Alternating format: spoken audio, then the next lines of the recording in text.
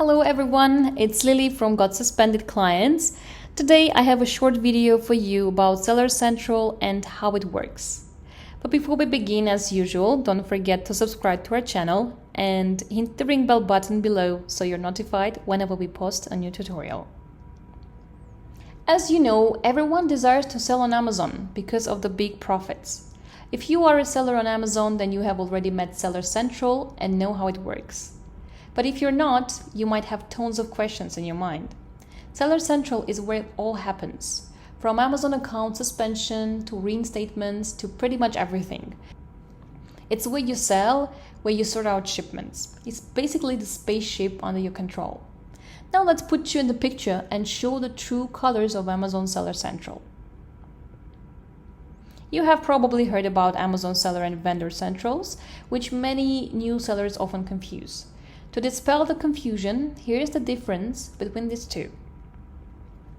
Amazon Seller Central is designed for everyone selling on Amazon. It is more flexible, requires more fees, and you become relatively independent with the pricing. On the other hand, there are fewer sell potentials, less marketing opportunities for you. And second, Amazon Vendor Central. It is mostly for manufacturers who want to sell on Amazon. It has higher sales potential, access to exclusive Amazon programs, support, and returns taken care of by Amazon.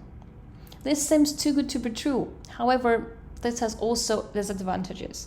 The other side of the coin when it comes to choosing Vendor Central is that Amazon will have more power over you and your business by determining your price. To register as a seller, Amazon requires the following documentation: seller's name, business